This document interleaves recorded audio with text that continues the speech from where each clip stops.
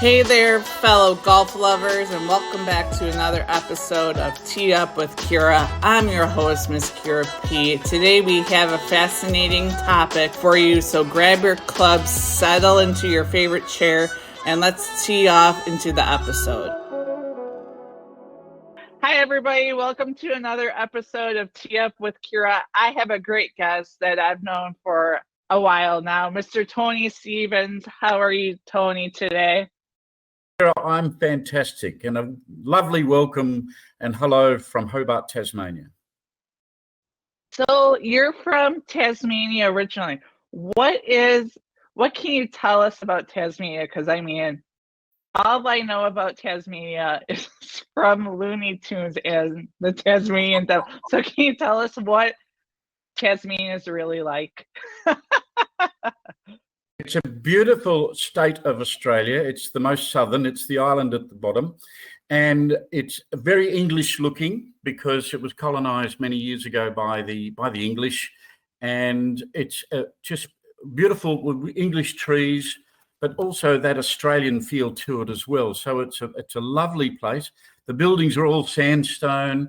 The beautiful river, a magnificent harbour. In fact, I'm looking above the screen at the harbour right now, the Derwent River, and it's just magnificent. A lot of yachties and water sports in Tasmania, even though it is a bit cooler than the other place I live, which is Queensland, Australia.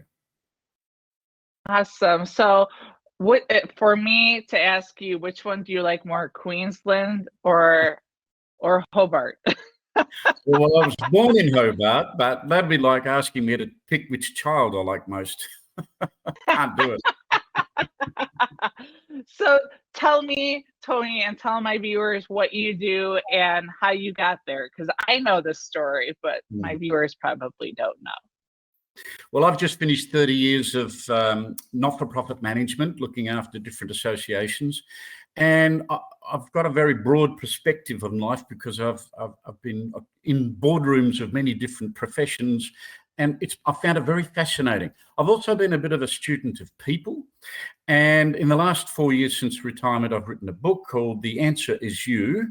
I've now just released a new online course, which is available, called Awaken to Reality. So my whole purpose at this point in time in my life is to try to teach people that they don't have to react to their emotions immediately. You can experience your emotions. In fact, you have no choice. You have to have your emotions. But it doesn't mean you are a slave to them. And having that certain element of control over and above them is something that can empower you, give you your superpower, and take you to places you never dreamed of. So the real question is, how do you take control of your emotions and not react right away? Because I mean, I know for a lot of people that's hard to control your emotions right away. I, being one of them, I am a fire sign, so I am very reactive instead of. So what is your advice for people trying to control those emotions? We've all been there and we all experience it, and there's nobody's left out. We all feel our emotions and we overreact sometimes, especially when we're younger. But really, the trick is to step back and notice them. Absolutely see what's actually happening. And let me put it this way. You've got the body, you've got your body, you can know what your body is. We know that our body is a tool, a vessel, a vehicle. We know that our brain is part of that body. Our brain brings towards us, or brings for us a concept so we can see, we can understand. But behind the mind, which that concept is, behind the mind is something else. And we all know it's there. I would describe it as the decision maker or the decider, or if you like, the observer. There's something that's really you. That is the element I like to talk about, because that's the element that should be in control. So you can use that understanding and that noticing, that decision-making process to step back and say, okay, I'm going to stop, or I'm going to act. And when you are taking control from that more spiritual or soulful side, then you know that you are taking the rest of you, your mind, your body, your brain, into the future with direction and with purpose. And it applies to everything in life, the way you react to people in your relationships, right through to playing golf. I was going to say that is a great segue because I was just about to say, how can you apply that to golf? And for me, my mind is always wandering, so it's hard for me personally to turn off my mind while I'm on the course. So what are some of the things that you would suggest to people that want to turn off their mind? Just remember, it's golf. It's not, something super complicated. You just have to practice. To me, it's about noticing your thoughts and understanding that they are there. One of the best exports your country gave the rest of the world was an organisation called Toastmasters International. And I was involved for many years public speaking. So what they taught me in one of their books was that you can think 350 words a minute, but you can only say 150 words a minute. So there's 200 spare. And your brain, your mind is choosing those words, right? So that's a great exercise. You choose what you want to say. When you notice it, when you're conscious of it, when you're thinking about what you're saying, if you take your time, relax, which I notice I'm doing right now, just slowing down and taking your time to think about which word I'm actually going to say next. So it's the same concept when you're playing golf. If you're about to hit the ball, get your observer, decision maker to choose to focus on the visualization of the beginning of that stroke, of where you want it to go, and then move from visualization to action by focusing 100% on the ball or your movements, whatever a good golfer has to do. I'm no golfer, although I've played a few rounds, but I understand that it's very much a mental game. And the trick to that mental condition that you need to be in is to be able to exercise your mind, but taking everything else out of it and throwing all your attention like a laser onto the action and ball that you're about to make. I totally agree. I have noticed when I'm at events and I see the professionals play, once they hit the course, it's not fun and games anymore. They are laser focused. Given they're so much better than I am. But it's just so amazing that they can just turn it off. And it's a testament to their mental game because golf is physical, but it's also really mental. You got to get that chatter out of your head along with just focus on what's the task at hand. So Tony, my other question is for entrepreneurs and golfers. They're kind of along the same lines of, they're solo entrepreneurs. What is some advice for people that are interested in starting their own business if it's, whatever career, along with if they're trying to become a professional in sports? What would that entrepreneur mindset and steps that you would think that are super important? Look, I've run a business for, I think it was about 15 years. So I can answer this question. The idea of being an entrepreneur in a single business is difficult because to me, making a business is about building something that can be sold. And that means you've got to have assets. So what a business should be doing for you is to build assets, therefore, and provide cash flow at the same time. So if you're a sole entrepreneur and you're building your own golfing business or something like that, it's difficult to know that that's going to sell onwards, but it will provide you cash flow.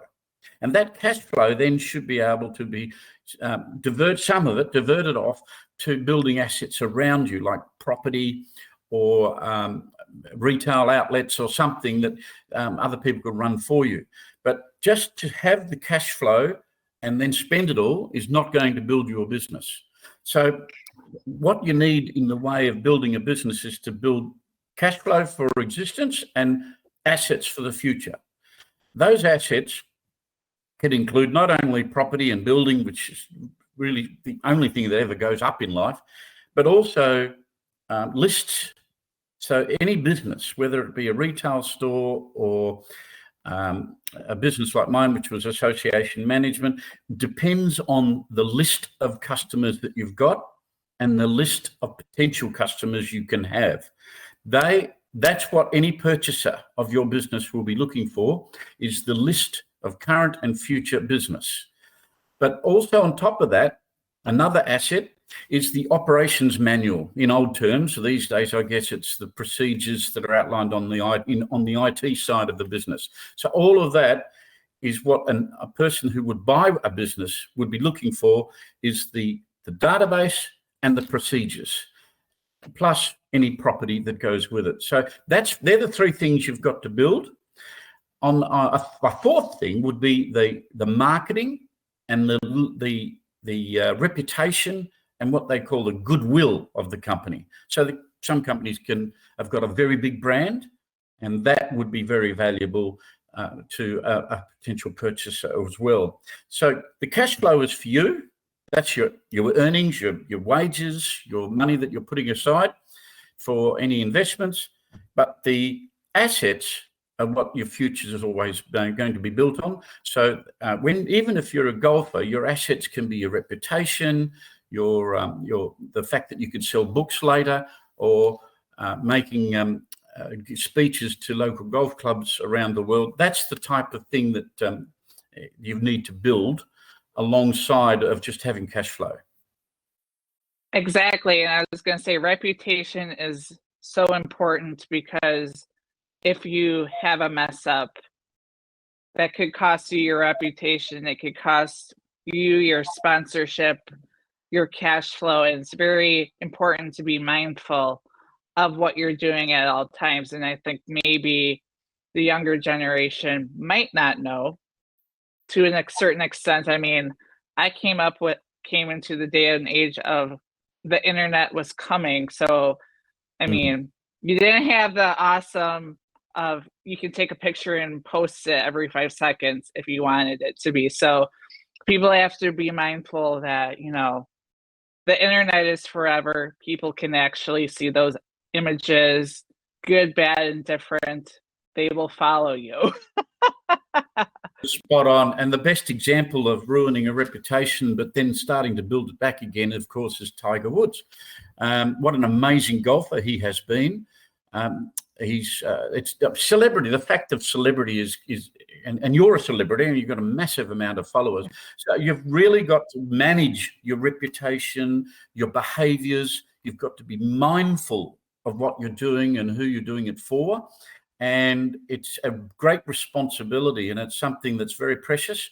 And as a leader in community, if people are following you, whether it's internet or just in society, you have a responsibility to make sure that you behave in a way that they can use you as a mentor or someone to look up to.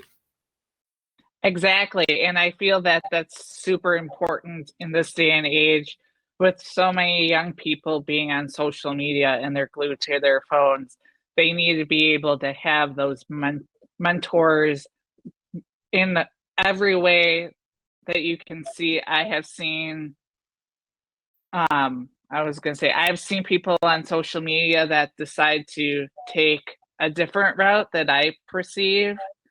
And I mean, to each his own if that's their direction they want to go to. But I want to be the platform of young people, not saying, well, I want to be just like that person for that idea. I want them to just say, oh, she's doing the good of teaching the broader audience of golf. And it's terrifying to learn something new at any year. I mean, you could be 5, you could be 70, you could be 30, you could be 40. And I mean, just trying something new, I mean, you have to change your mindset. So, I mean, like you said, it's all about your mindset. And how do you change it is the real question, is how do you change that mindset when you're stuck in your own mindsets, right now? Well, you can, and one of the ways to do that is to understand that you must have a direction. And in my online course, I talk about identifying your values, and that's the first step. And identifying your values, everybody says, I've got good values or I've got values, but actually, what are they? Can you write them down? So that's a great exercise to start with. And after that, then you should start to work out your dreams and goals and how to implement them.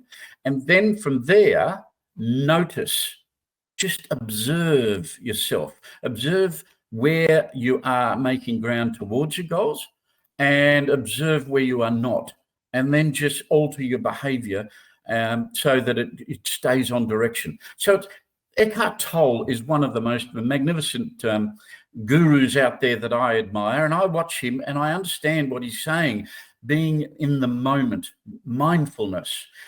A good exercise here is when you concentrate on your breathing and you are meditating, just thinking only about your breathing, you're not thinking at all, only you're breathing. You might wander off and you'll get a funny thought that'll come through, and then you'll say, no, get rid of that. That can fade away. Come back to my breathing. That stops and calms your mind. It's the same process when you are studying for an exam. You notice you might be wandering off. Come back to the subject matter that you're reading or writing about. Then it's the same with golf. If a thought comes wandering through your mind, let it go. Don't punish yourself. Don't go crook at yourself about it. Come back to the process that you're actually trying to achieve and concentrate, like we said before, using that laser beam that is your focus and attention. Awesome. So Tony, for my other questions, what is your book about and what is your courses about? Please explain the journey of you becoming a writer and having these courses online. I'm curious. I love that you said you have your values and your goals, because I've been a firm believer of writing down your goals. And I mean, to see how much you can change and get those goals accomplished is an amazing thing in itself. Well, writing a book was an exercise, I can tell you. It's called The Answer Is You. And I think in the last 10 years of my career, what I did was just take notes, and I had thousands of notes everywhere, the walls full of Post-it notes. But these days I do it on my telephone or the mobile phone. But the process of writing the book ended up with me retiring and then putting all of those notes together and then having it edited. And it's a 200-page book on self-responsibility. In other words, calling yourself out. There are 7 steps to bringing something into being, and I put them into 7 steps, manifesting, if you like. And you're in control of every single one of those steps. I mean, there's an idea, you're having an idea, you're in control of whether you have an idea or not. Your thoughts, what you think about that idea, what you're thinking about all the time, you're actually in control of those thoughts. You can choose them. Words, you can choose your words. You can choose your actions. And then your reactions, you can look at an action from someone else or yourself and then react, and you have control over that.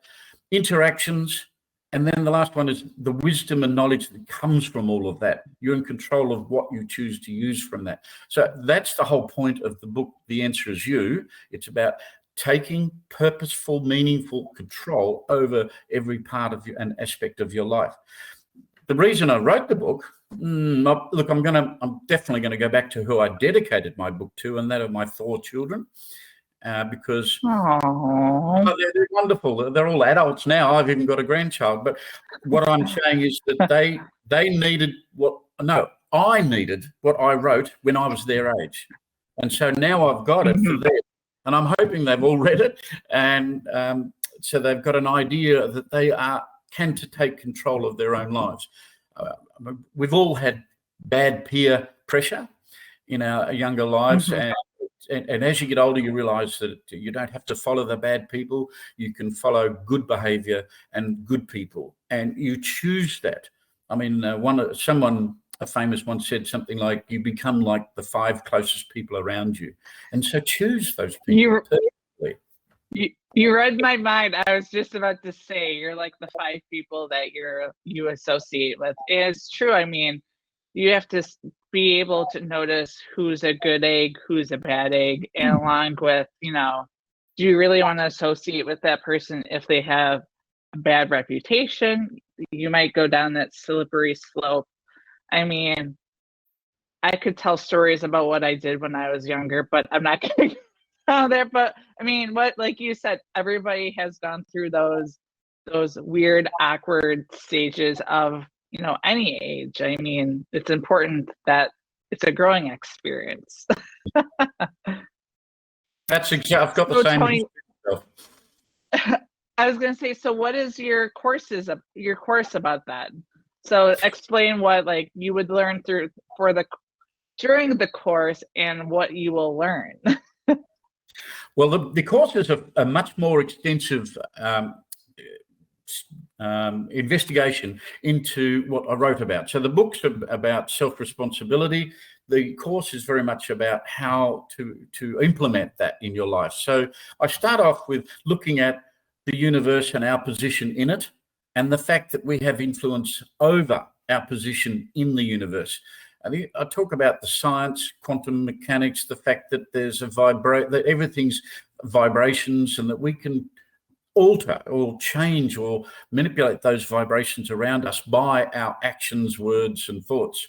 So I investigate that in the first part. Then I go into the understanding what the ego is and how that provides us with the opportunity to be human beings, but it doesn't take us very far when it comes to our conscious level. And conscious mind is the key for a good life. So as much as the emotions come through our lives, they're not permanent, but our consciousness is, whilst we are alert and cognitive. So the course takes you into places like being in state. It takes you into places where having direction and goals. And it talks about giving to other people. Fulfillment only comes when you are giving to someone. And that's a very precious lesson, that one in itself, because you can, if you talk to someone who's clinically or even just emotionally depressed, you'll find they're always talking about themselves. If you move them away from being self-centered and start to give, even in the terms of saying thank you or taking it right out to doing some public service, either way, it's highly unlikely that you'll be depressed. That is so fascinating that you were saying, what if you're depressed, it's me, me, me. Because I had somebody in my past life that was all about me, me, me. And it was always, woe is me, and it's sometimes you just have to remove yourself. I mean, there comes a point where you have to take care of your personal health and your mental health. And it's okay to say, I'm done with that. Exactly right. It's really important to take control, mental control, conscious control of what you're thinking, what you're saying, and what you're doing, because that will then start to build the habits that we're made up of. Our behaviors are all habits. And so it's important to take control of them, and that is changing the vibrations around you in the universe. And everything has a vibration, everything has a light. So it really just depends on who you're around. If people believe that or not, I mean, I believe it because I've heard multiple times of people saying, well, that person's light and their vibe is off. I don't want to go talk to them. So, I mean, it's very true. So, Tony, I know that you're not a golfer, but what is your sport of choice? What is your favorite sport? Well, here's my opportunity. In Australia, we have a fantastic game. We call it football, but it's not like your football. It's actually Australian rules football, and there's 36 guys on the field at once, so it's a big game. And they are girls too now, which is absolutely fantastic. So you've got there's no offside or problems with where you are on the field. You can run anywhere, and you can't run more than 15 minutes without bouncing the ball. It's a fantastic game. So look it up, AFL, Australian football. And my team, of course, is the Sydney Swans. So I used to play a little bit as a boy, but nowadays I have to watch. But it is fantastic. It's a spectacular game. And at the AFL Grand Final in September each year, approximately 100,000 people pile into the Melbourne Cricket Ground, where it is just stops the nation. It is amazing. It rivals the Super Bowl big time. Wow. I was going to ask you if you had to choose your hype song or the song that gets you going, what's the song and why? Oh, well, you see, I'm a bit older now, see, so I can get hyped when I want to or not because I'm self-conscious. I'm aware. So my big song, don't listen to the lyrics, just listen to the title. It's by a band from your country called the Eagles, and they just want to take it easy. I love it. I was going to say, I do love that song. I do love the Eagles. I heard that I think they're doing their last tour, I think. That's what I heard. So I'm not sure if that's right or not, but I do love the Eagles. So I totally agree that, I mean, depending on your mood, you can get hyped up, you can get chilled down, especially with any song from the Eagles. Perfect. I'm with you, Kerry. So Tony, what are you up to in the coming months? Like what is your schedule? I know that you're in Tasmania for a little bit, but what are you doing after when you come back to Australia? Well, we're part of Australia, but so I'll be moving between Tasmania and Queensland a fair bit. I've got a conference in Sydney to go to in 2 weeks' time. So I'm moving around Australia a fair bit. I've been talking to our mutual friend, Gabrielle, and he's put the pressure on me for a second book. So we'll walk down that line in the next few months, and I'm going to start to think about getting people to really understand that they are in control of their own destiny, and that'll be the whole purpose of that book. I love that because I think that's so important. I've seen people have asked me in the past, how did you get to where you are now? It's like it's just a journey. You just gotta go with the flow. You can't just be like plan for everything, because if you plan for everything, you're gonna miss everything. I mean, take those moments to enjoy with family and friends. You know, life is not supposed to be super stressful, even though it can be. So Tony, you said that you were a part of a bunch of nonprofits in the past. So with people interested in getting into being a part of nonprofits or starting their own, what are some do's and don'ts? Because I have been a part of nonprofits my whole life. So I've seen a lot of do's and a lot more don'ts than do's.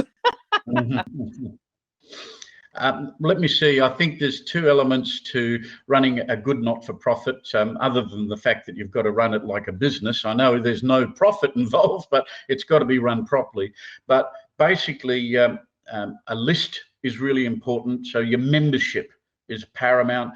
Not only knowing your membership is it's where a lot of the money comes from, etc. But it also is what is your product going to be to that membership. And I think a lot of the not-for-profits that I've been involved with have been the type of not-for-profit that businesses around the country join in order to advocate together to government. So a lot of my experience has been in advocating on health. I ran the Australian Medical Association in Tasmania for many years, and did the issues that doctors came up with about the health system, and taking that to government and organising the whole process was my expertise in the past. But membership and goals and directions, just like I said, for normal businesses or profit businesses, it's basically the same.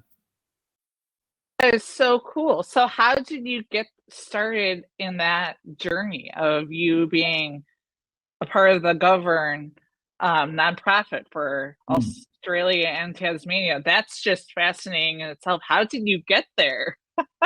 Well, that's a good question, because when I left, I used to work for an airline back in the 20th century, a domestic airline here in Australia. And when they had a pilot strike and none of the aircraft were in the air, I decided to leave, because being in the sales department, it was pretty hard to sell an airline that wasn't flying.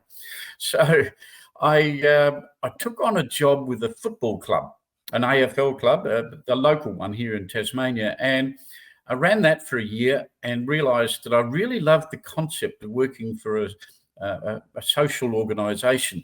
And they weren't making a profit. They weren't there to make a profit. They were there as a club. And I enjoyed that process a lot. So after running a political party and wondering what I needed to do, I started a business. And I did that because I asked my wife, what do I do now? And she said, what are you good at? We've got to be really interested in what you want to do. And I've said to her, I love running clubs and associations. And so she said, well, do that. So I built a business called Association Offices Proprietary Limited that provided secretariat and membership services to lots and lots of not-for-profit organisations at once.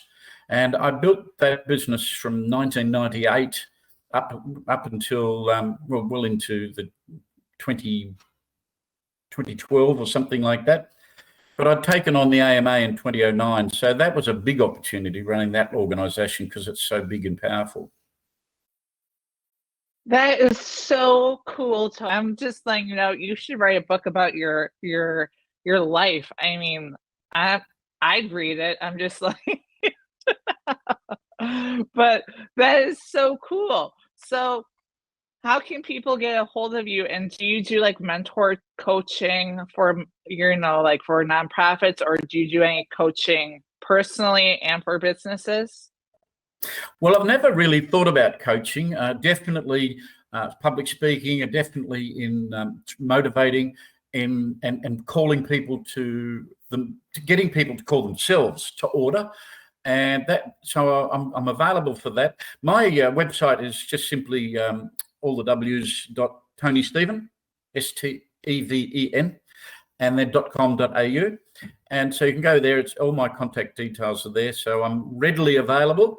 I'm on Instagram, Facebook, LinkedIn, all of those.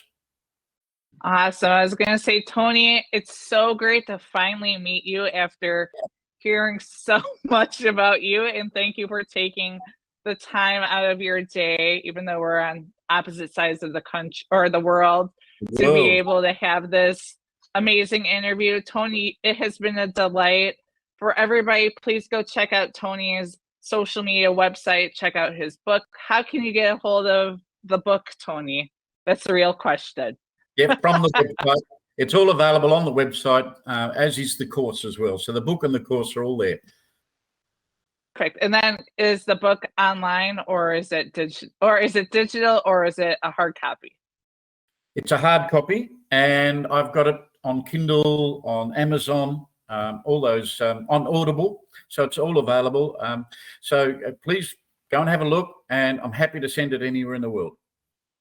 Awesome. Tony, is there anything else you'd like to tell our listeners, our viewers, fans of you, fans of golf, fans of entrepreneurship? Is there anything you'd like to tell them? Oh, yes, just that your life is under your control. Take charge, focus, and don't worry too much about how you feel. All emotions are temporary. What you'll find is that happiness itself is actually a choice that you make. I love that, Tony. It's been such a delight. Have a great, fabulous Friday or day. Have fun in Tasmania. I can't wait to hear all about your new book that you'll be writing shortly. Kira, you're wonderful. Thank you so much. You're very welcome, Tony. Have a good one.